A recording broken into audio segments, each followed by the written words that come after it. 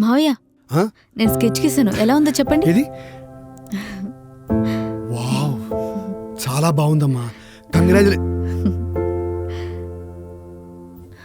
ఇంట్లో ఇంతకు మించిన పనేం లేదా? ఏంటి పిచ్చి స్కెచెస్? రే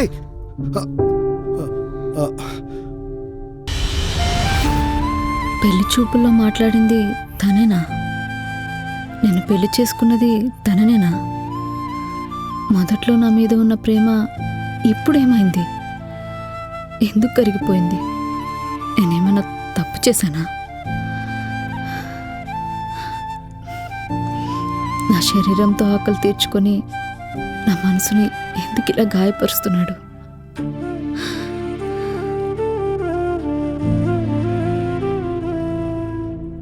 ఏమండి, అది లంచ్ చేశాను. మీకు ఇష్టమని బిర్యానీ వండాను. నాకేమొద్దు, నువ్వు తిను.